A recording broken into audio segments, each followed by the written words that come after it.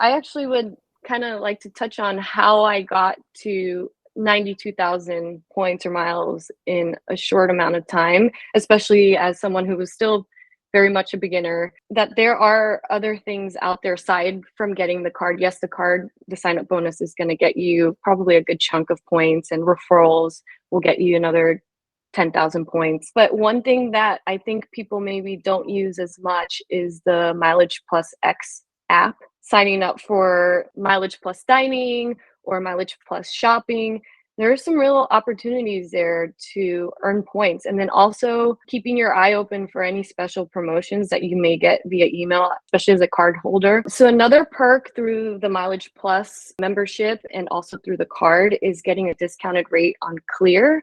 We actually got a promotion over the summer saying that if we signed up for Clear, something we were already going to do, we would get 15,000 United miles. Actually, it said we were going to get 10 and I ended up getting 15. But basically what happens is when you sign up for Clear as a United Mileage Plus member, you get a membership rate of $119. If you have a card or you have status with United, you actually get it for $109. We were already going to do that. So that was a winning situation for us to get 15,000 miles that we weren't even thinking that we were going to get. Hey there, points people. You just heard a clip from Ionna Hernandez from Travel Points and Views.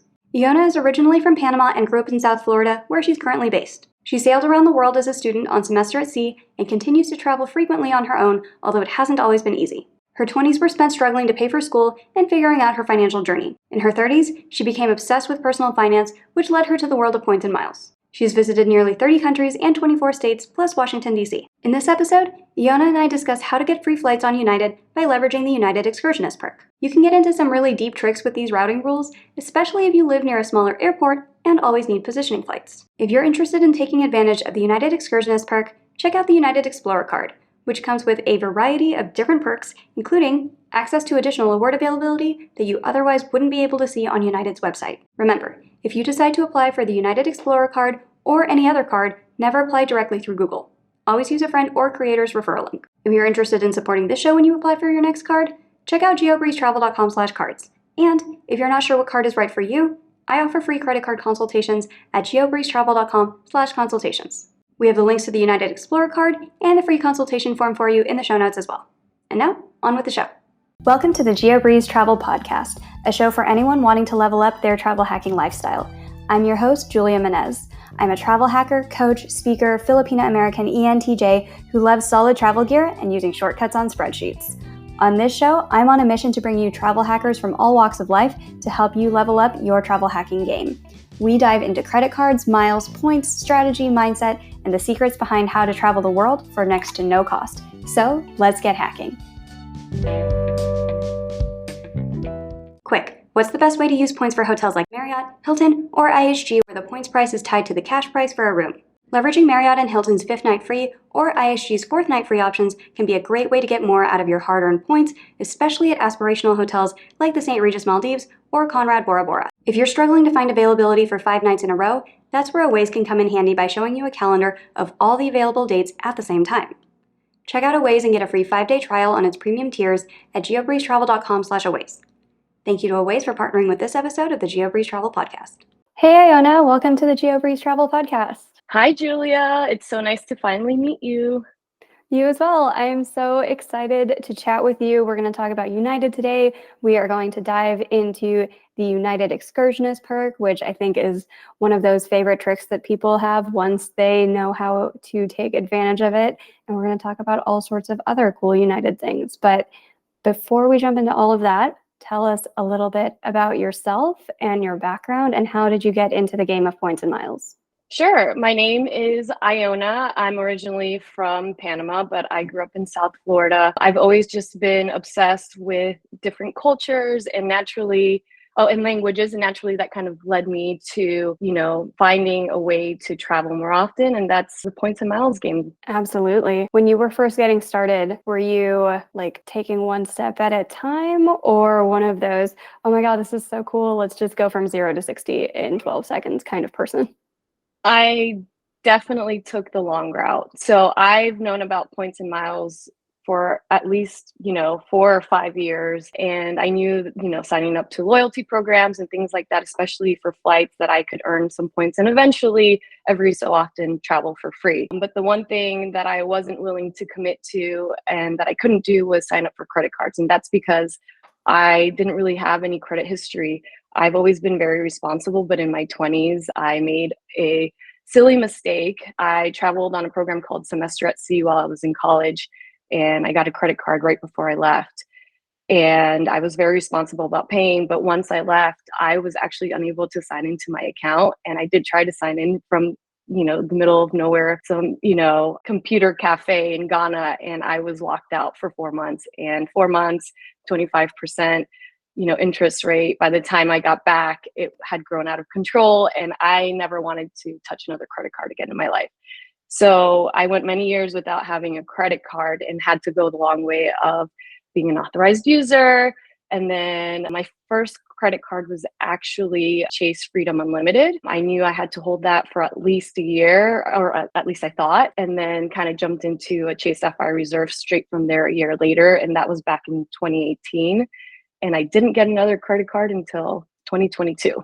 So I took the very long route. So you're pretty new to the game, but you are ramping up very, very quickly. So before we jump into talking about United, why is United your carrier of choice, or is it your carrier of choice? That's actually a funny story and a great question, because it is not. Well, first of all, this is like a full circle moment for me, because I knew about points and miles since 2018, started listening to your podcast back in 2021. And then after listening to a few episodes, I was like, I have to dive a little bit deeper into this. And once I was, kind of looking at where I had points and miles, I realized that the one carrier that I had the least amount of points with was actually United. But in doing that deep dive into points and miles, realized that there were a lot of opportunities with United, and specifically with using the Excursionist Perk. So have you been able to use the Excursionist Perk so far? And if so, where did you use it? So not quite yet. I learned the ins and outs of the Excursionist Perk, and I'm hoping to use it actually for a trip to Africa. I've been dreaming about going back to South Africa since I went there while I was on semester at sea. And so actually the first card I got last year was the United Explorer card through Chase. And I was shocked at how quickly I was able to, rack up enough points to actually make that happen. So I went from having traveled probably for 2 years on United, little trips here and there, and had only racked up about 9,000 United miles. And when I really dove in and got a card and really committed to the miles game, I actually racked up 92,000 miles in less than 6 months. And with that, I had enough to do the trip that I wanted to do. But the only problem is, and something that we don't talk about enough, is that our partners and our friends, it's kind of hard to get them to come along with you and to, believe in the points and miles craziness. So it took me a full year to finally get both my fiance and my best friend to kind of, commit to this. And I think hopefully we will be going to South Africa and going to 2 different places in South Africa and using the Excursionist Perk to do that at the end of this year. How did you finally get your partner and your friends on board? Because that is a very common question where people are like, all right, I'm all on board with points and miles. I'm all for it. How do I get my partner to be a willing player too? I will say that is still a work in progress. What's worked for me with my fiance is that he's become a bougie lounge monster. He actually became an authorized user on my Chase Sapphire Reserve. And with the priority pass, with the restaurant credits and things like that, he became more curious about it. And now he wants to go to every lounge, and what lounge can we go to, and what free meal are we getting here? And he realized that there is value in some of those perks, and then just laying things out. He's an accountant, so he's very much a numbers person, and he is the one that always brings me back to reality, because I'm like, doing aspirational, we should spend 80,000 points to fly in Emirates. And he's like, no. Do you know how many JetBlue flights we can take with that many points? Let's not do that. But that's how I roped him in, was the perks. And he signed up for the United Explorer card as well, and I referred him, and he's built up his points, and he believes now, although he's very cautious. Yeah, I'll say one other thing that really helps with getting people on board, as far as people have told me, is just the social proof that it works for other people, because so many people, when they hear about this game the first time, they're just like, oh, that's going to destroy our credit. That's going to hurt us financially. And then you're like, no, look at all of these different blogs. Like, they're all explaining it. But then people are like, yeah, but that's like their business and they're like selling cards. So I have found that just finding other people at meetups to be like, nope, totally normal person, not trying to sell you anything, but points and miles are great. And also, if you aren't able to make it to any of the meetups, just listening to the Geobreeze travel podcast on like a road trip or something with your partner, because we have a lot of people here who have small channels or no channel and they just want to talk about a cool points trip that they did. So I found that just hearing from a lot of different people from all different walks of life also helps to kind of make it more believable, rather than just one person being like, look at all the cool things I can do. It helps hearing that other people can do it too. For sure. And the thing is that for all of us in the points and miles game and, travel hacking, I feel like we probably all sound a little bit like we're in a cult. Like, join our cult. And they're like, no, this is too good to be true. I know one other issue right now, like trying to convince my one other friend who's planning to go to South Africa with us, is that she doesn't want to have too many cards. And I'm like, but what really is too many cards? And if you use the perks properly and you have a plan for those points and you have a plan for, hey, this card is not a long-term card for me, knowing that you can downgrade it or get rid of it after the first year, and properly explaining that to people, I think helps. But I find that that's usually where people get a little weirded out, like, it's too many, why do I need that many cards? And normally you don't need 20. I think a lot of people on Instagram are like, look at my flex, I have 20 cards, not knowing that just scares off people. So you don't need 20 cards. If you have like 3 or 4 or 5 good ones, then you're probably good to go. And a lot of them will have different perks too, like the United Explorer one that you mentioned. That gives you extra award space. I don't know if a lot of people know that just by having that card, you have access to award space on United that a lot of other people might not have access to, which comes very much in handy for things like the United Excursionist Perk. And United is always one of my first places that I start looking for saver space. If I want to book a flight for myself or for clients, it's one of the easiest interfaces, I think, to just search for miles and points flights, to just say, I want to search with miles, I want a flexible calendar. It will show you a 30-day time frame at the same time, where you can just easily see where saver space is available for either economy flights or business class as well. I totally agree. The other perks of that card, priority boarding has come in clutch with all the craziness this year. I love to travel carry-on only, and it is my life's goal to never get gate checked.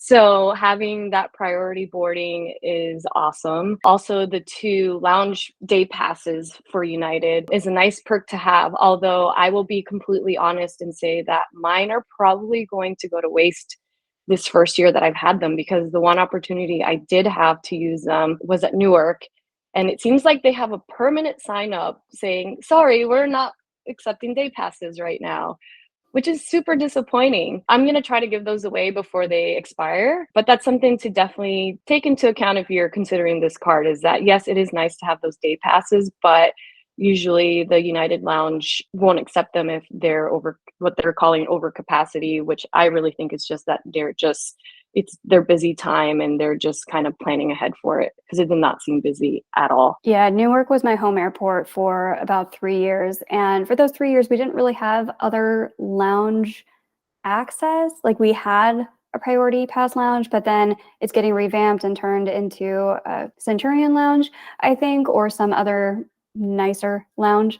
So there weren't really other options other than United. So everybody was going into the United Club lounges, which I thought were a little bit trickier to get into. We'll go into how to get into United Club lounges, but they are amazingly full for how difficult it is to get into those, because they have multiple ones too. There's the B terminal one. There's, I think C terminal is the one with a large United lounge, like the big new one. And so you can get in with the club passes through the United Explorer card. I always got in because I was able to get Star Alliance Gold through Singapore Airlines. They had that promo once upon a time that if you transferred 250,000 points in, then they would just gift you automatic Singapore Gold status, which got me Star Alliance status. So that got me into all the United Club lounges. My husband also got United Gold status through Built because they had that promo where you could basically just get status matched through United for having Built. And those are still like difficult to get if you have United status domestically, because they're like, oh, well, we can't let you in today unless you're flying international. And we had a first class flight domestically from Las Vegas to New Orleans. And they were like, oh, we still can't let you in because you only have like this kind of United Gold.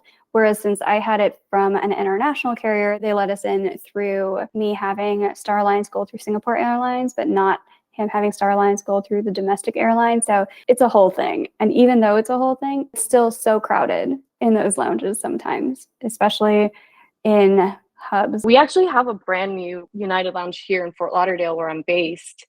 And I bet it's probably easier to get in there. We just haven't had a chance to do that. So I'm hoping in 2023, when we get our second set of passes, that we'll get to do that. For sure. So let's talk a little bit about what is the United Excursionist Perk and why do people go crazy over it? So the United Excursionist Perk is this beautiful hidden little gem through the United Mileage Plus program that basically allows you to, on a multi-city itinerary, fly one leg of your itinerary for what they call for free. I like to say for 0 miles because it's not really free. You still have to pay taxes and fees, and that's something that you should be aware of when you're booking your flights.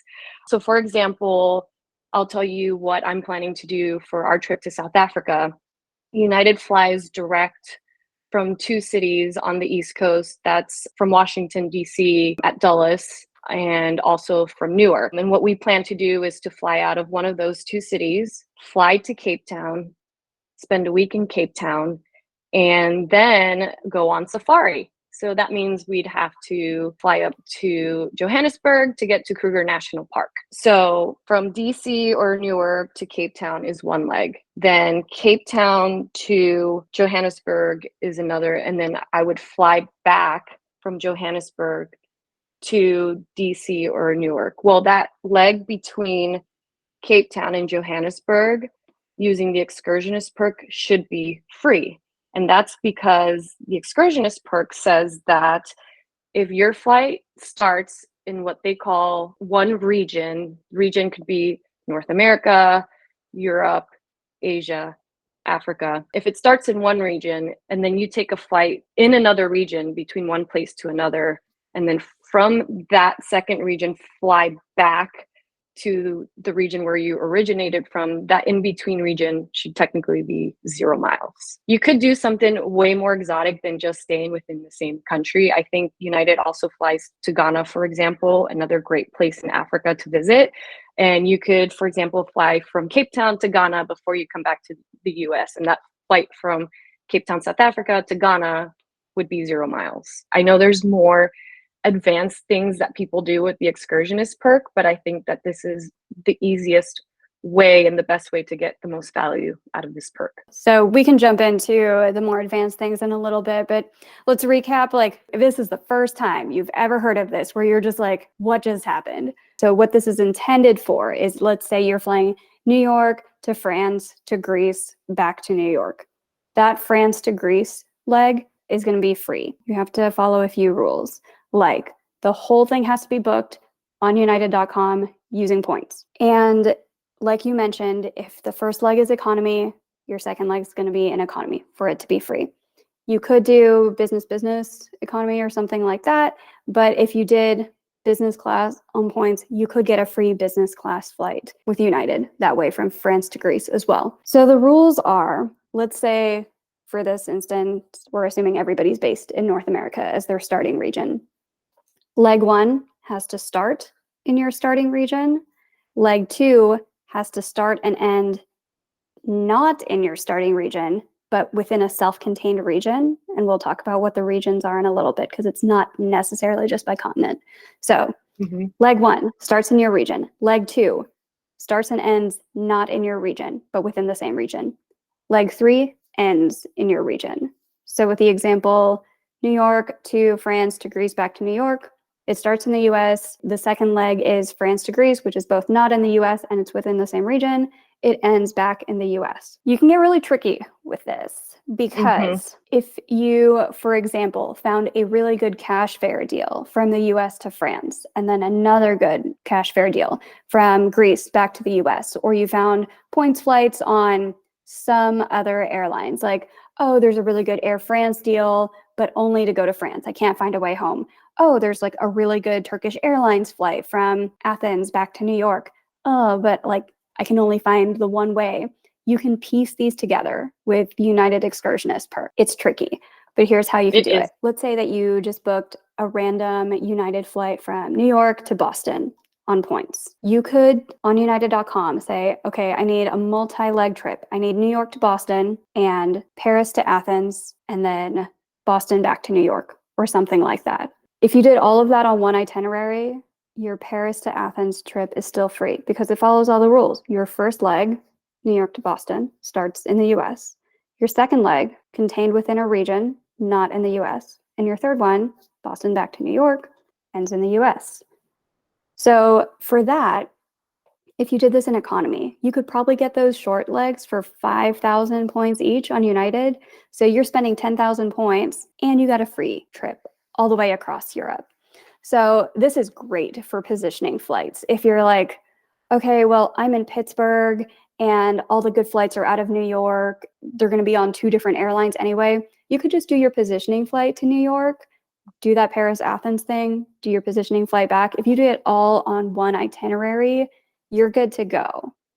If you wanted to get super complicated, you could do 2 different triangle itineraries and then fly Paris back to Athens, Athens back to Paris, and you could just work 2 different itineraries on top of each other. I'm going to add a diagram on YouTube to explain this because it's very, very difficult to visualize this if you don't have the visuals. But that way you could get a round trip flight across Europe, potentially in business class if you wanted to do all this in business class, but you would only pay 10,000 points or so, 20,000 points in economy and get these flights. So that is 0 to 60 in how we do excursionist perks, both for a basic trip where you're just doing New York to Paris to Greece to New York, or one of the deeper hacky hacks where you can just do your positioning flights, find other carriers to get you to Europe, and then you could do through Europe using the excursionist perk if all of this is booked with United points on United.com. We'll dive into the hackier hacks in just a second. But a couple things to note. Never call United.com and ask a United agent to do this for you. They will be so confused. Like, never call United asking them to do this. They are going to have no idea what's going on. Oh God, no. Yeah. I wouldn't even imagine. And I mean, props to you for even somehow explaining that so eloquently because I wasn't even going to try to go there. But totally agree with you. Imagine, calling someone and you're drawing out the diagram in your head and they're like, we have no idea what you're talking about. Yeah, there are some airlines like with ANA when you're doing the round the world trip, like they know about the round the world thing. You can call them on the phone and explain that and they can book it for you. That is not the case with United Excursionist. You should do all of this on United.com. You should call a points friend to walk you through it. There are tons of articles that walk you through it as well and walk you through some of the different hacky hacks, but you should not call United's customer service and try to have them help you with this. They are going to be so confused. One other thing to note about the United Excursionist perk is regions don't just mean continents. Because you were talking about, like in Africa, Central and South Africa is one region, but North Africa, like Algeria, Morocco, Tunisia, Libya, that's a separate region. So you can't do... I did not know that. That's a separate region. So you can't do Washington, D.C. to Morocco to Cape Town back to Washington, D.C. because that middle leg crossed 2 different regions. And I believe also it's not just North America. I think they count, is it both of the Americas, or there's something to do with like Mexico and some other regions being part of one and not the other. I know it gets a little bit weird, but that's why you have to go back and read it on the website and see what the little nuances are. It does get weird. So mainland US, Alaska, and Canada are all one thing. Hawaii is its own thing. So you can't do like position from Las Vegas to Los Angeles, go Los Angeles to Hawaii or something like that. That wouldn't work anyway because you didn't leave the US.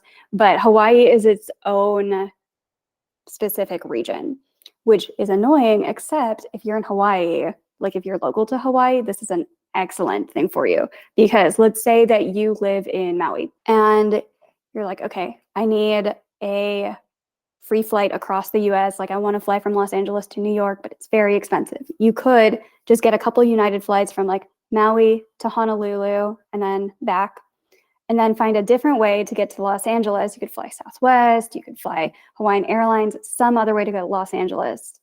And then you get that free flight from Los Angeles to New York if you're a native to Hawaii. So that could save you hundreds of dollars. And then, I mean, if you wanted to do business class from Maui to Honolulu, that can't be that expensive in points because it's such a short flight. So then you could get a United business class flight cross country for free. So that's one way that you could do that too. Same if you are based in Mexico. Mexico is its own region. So if you're like, okay, I'm flying from Mexico City to Tijuana, drive up the border to go to Los Angeles and then fly to New York and then work it backwards to do the reverse triangle to get back, you could fly across the US for free if you're currently based in Mexico and looking to do something like that too. So there are regions where it's very, very small, and anybody who's based in that region or planning a trip that's starting in that region could really, really hacky hack their way with this. Hawaii is one, Mexico is one, Japan is one. A lot of people are like, oh, I want to do Los Angeles to Japan to Thailand back. You can't do that because Japan is its own region. But if you are based in Japan, you could take a quick flight from Narita to Kyoto or something like that. And then from there, or let's say you're based in Kyoto, you could go Kyoto to Tokyo, find a different JAL flight, ANA flight to anywhere else in Asia, and then get a free flight across another Asian region, and then go back to Japan, and then complete the triangle, and you're good to go. That's amazing. All of those things.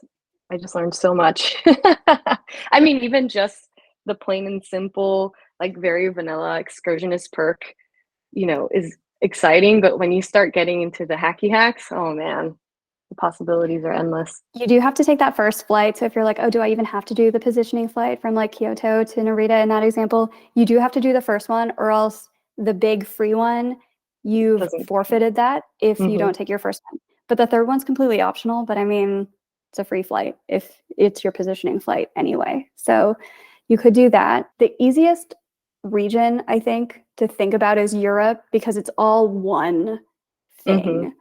Whereas, like we mentioned, the Americas are broken up into some regions because you have mainland US, Alaska, and Canada is one thing. Hawaii is its own thing. Mexico is its own thing. Caribbean is one region. Central America is separate. If you wanted to do Belize, Costa Rica, El Salvador, Guatemala, Honduras, Nicaragua, Panama, that's one region. South America is split into two regions. You have Northern South America, which is Colombia, Ecuador, French Guiana, Peru, Suriname, Venezuela. And then you have everything below that is Southern South America with Argentina, Bolivia, Brazil, Chile, Paraguay, Uruguay. So if you're trying to do, let's say you're based in Texas, you can't do Texas to Peru to Argentina back to Texas. That middle leg is not free, but you could do Texas to Peru to Ecuador back to Texas. That's going to be free. So you have to pay attention to the United regions and how they're mapped in order to get your free flight. It's tricky, but it's definitely worth figuring out. Absolutely. Europe is easy. Middle East is what you would expect to be in the Middle East. Azerbaijan, Bahrain, Egypt, Iran, Iraq, Israel, Jordan, Kuwait, Lebanon, Oman, Qatar, Saudi Arabia, Syria, UAE, Yemen, For anybody who's listening to this on the podcast and not on the YouTube, I don't have these memorized. I am reading off of the internet right now. And then Northern Africa is going to be Algeria, Canary Islands, Libya, Morocco, Tunisia. Central and South Africa is going to be the rest of Africa. I'm not going to read all these countries because there's a ton. That is a really, really good sweet spot to use this excursionist perk, because if you did the 2 little positioning flights in the US and then found a different way to get to Cape Town, you could fly from Cape Town to the Seychelles for free by using this perk. And that is an expensive flight. Getting to the Seychelles from anywhere is usually expensive, but that is a long flight that you could do in business class by just doing the quick positioning flights in like business class from New York to Boston, or from Newark to Chicago, Chicago to Kansas City. You can find any quick United flight and then just find a different way to get to Africa, and then you can fly across the continent for free in business class. Amazing. North Asia is its own thing with China, Mongolia, South Korea, Taiwan. I would imagine North Korea would be in that region, except I don't think United or anybody else flies there. Central Asia is Afghanistan, India, Kazakhstan, Kyrgyzstan, Maldives, Nepal, Pakistan, Sri Lanka, Tajikistan, Turkmenistan, Uzbekistan. And then South Asia is its own thing with Bangladesh, Bhutan, Brunei, Cambodia, Hong Kong. Hong Kong is separate from China on the map. Indonesia, Laos, Macau, Malaysia, Myanmar, Philippines, Singapore, Thailand, Vietnam. All of that is South Asia. And Japan is just its own thing, like we mentioned. And then Australia, New Zealand is its own thing, and the rest of Oceania is its own region. And so those are the different United regions. Sometimes they do change the region, so you want to make sure that you are paying attention to them before you try to do too much with the United Excursionist Perk. But generally, these are pretty easy to book because it's just the regular availability on United, where it's very easy to find saver availability based off of their flexible 30-day calendar. I'm sure this will probably segue into another episode, but if I'm looking for flights on a different Star Alliance partner, I'll still start with United. I will, however, here's a trick, not log in, because if you log in, it shows you all that extra availability that's only available if you're a card holder with United, which I am. If you don't log in, it'll show you saver space that's available with other airlines. So I have found Air Canada flights that are cheaper on Air Canada, but it would have taken forever because with Air Canada, you have to search one day at a time. So I would find the saver space on United first. I found like a Singapore Airlines flight, and then I was like, oh, I wonder how much Air Canada charges for this. But then I knew the exact flight number and date and time to look for, and it was cheaper on Air Canada. You can also do this for if you're trying to find Turkish Miles and Smiles routes, search on United first to find the saver availability, and then call Turkish, because Turkish's website is nonsense and you're never going to find it there. If you're trying to do this with Avianca Life Miles, they have filters that are supposed to be smart search, but it's not smart at all. It's actually really dumb. So if you're like, oh, I know that you have this like lot Polish availability, but it's not finding it on Star Alliance, find it on United first, figure out the dates, and then put the more specific filters on Avianca, and then you'll find it for cheaper. So if you wanted to go deep into hacky hacks with Avianca Life Miles, Turkish Miles and Smiles, sometimes ANA, a lot of the Star Alliance partners, I would always use United as the starting point with trying to find saver space that way. I definitely like the tip about not logging in. It's funny because I've accidentally been doing that. And I always double check on Air Canada as well. Well, any other fun United tricks that you like to do? I know that we talked about excursionists a lot mostly, and then also lounge access. Anything else? Yeah, actually. So I actually would kind of like to touch on how I got to 92,000 points or miles in a short amount of time,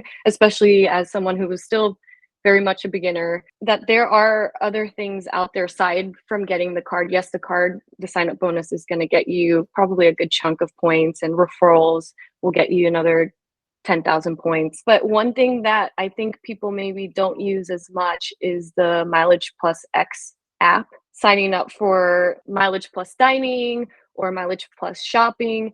there are some real opportunities there to earn points. And then also keeping your eye open for any special promotions that you may get via email, especially as a card holder. So another perk through the Mileage Plus membership and also through the card is getting a discounted rate on Clear.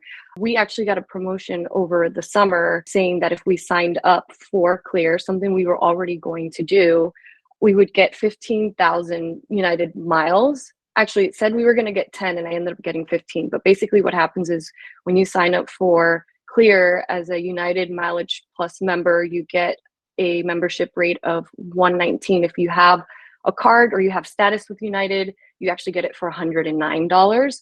We were already going to do that. So that was a winning situation for us to get 15,000 miles that we weren't even thinking that we were going to get. So yeah, there's a lot of ways to just make extra points and miles through United, just through promotions and through signing up for the app. I got 3,000 Mileage Plus miles just for signing up for their dining program and making my first purchase.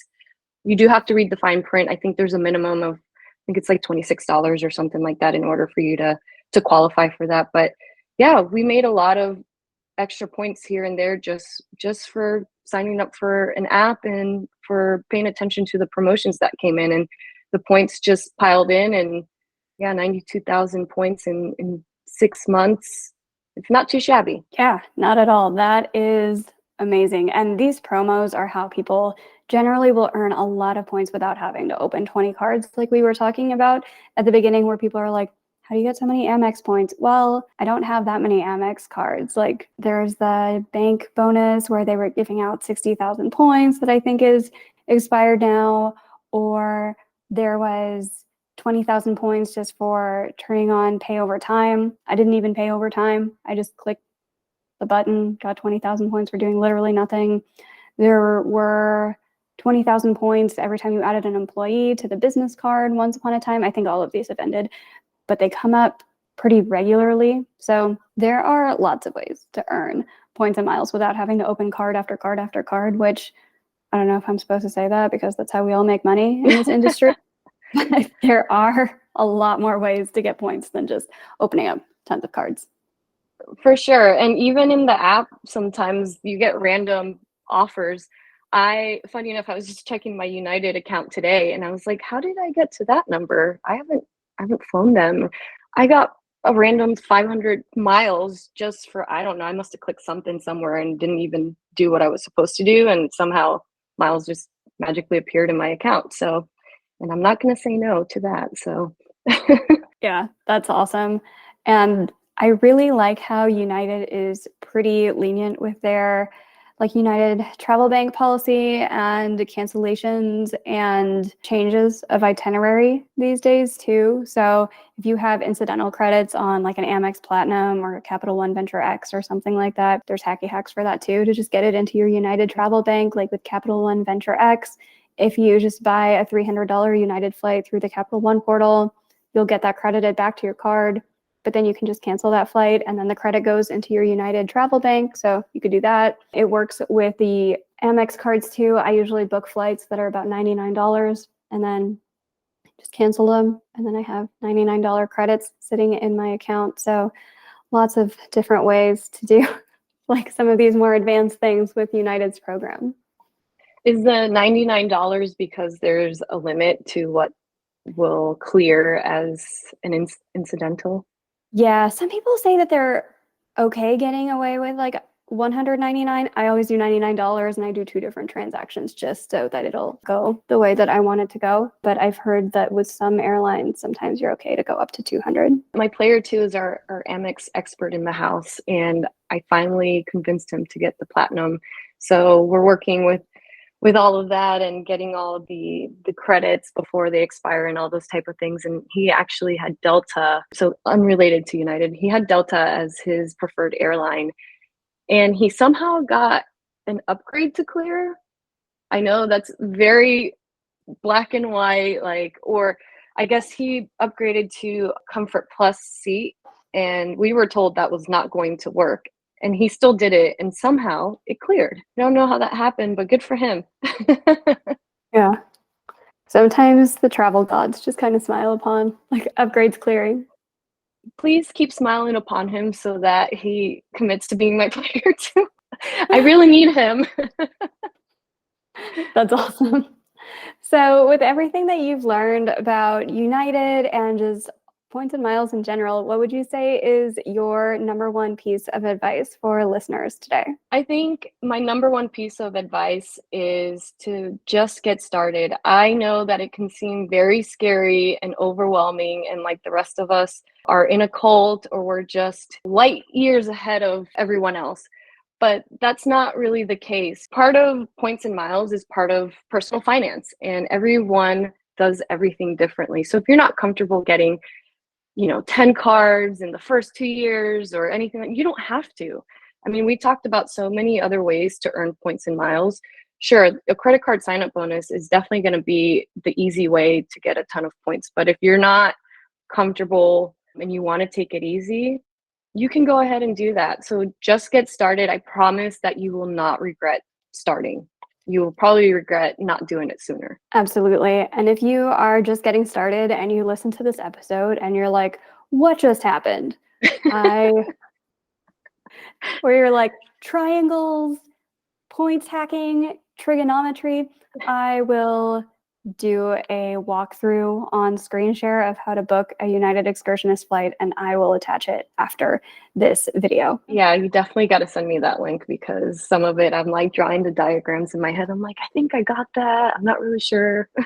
So awesome advice. Speaking of fantastic advice, could you give a shout out to some other points and miles people on the internet who you would recommend that listeners check out for more awesome points and miles tips? Sure. So I think some of the people I originally had in mind have already been on the show or are soon to be on the show.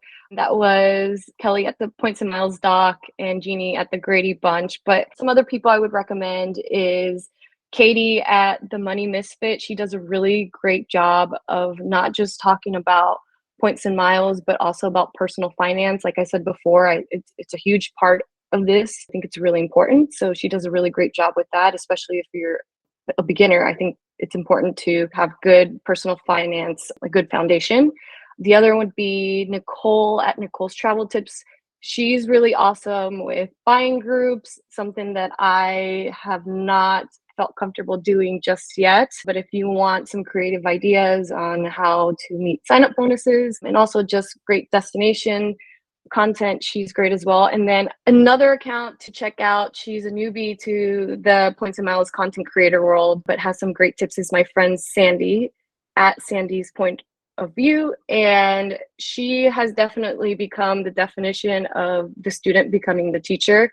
She's believed in my crazy cult of points and miles from day one, and now she's teaching me things. She did a deep dive into buying groups and a lot of things that I haven't done yet. So I highly recommend checking her account out as well. Perfect. And where can we find you on the internet? At Travel Points and Views on Instagram, and I'm working on a website. Hopefully it'll be up by the time this airs. Perfect. Well, thank you so much again for coming onto the show and talking about some cool United perks that I think not enough people know about. And it's one of those that's really accessible for beginners as well, because if you want to do 2 stops in Europe, like you want to fly from the US to Spain and then from Spain to Italy and then back to the US, you get that middle leg for free. So it's very accessible to beginners. It doesn't have to be like some luxurious 5-star first class thing. As soon as you figure out how to do the itineraries, I promise it's life-changing, because then you get to take free flights all over the place. Totally agree. And I think that was the main thing that I wanted to get across today. I'm definitely no expert, but I figured that out pretty early on, and I know that you guys can too. And I actually have 2 videos up, I think, on my Instagram account of how to do this very beginner level. And yeah, it's open to everybody. So take advantage of it. Perfect. Well, thank you again so much for coming on to the show. Thanks, Julia.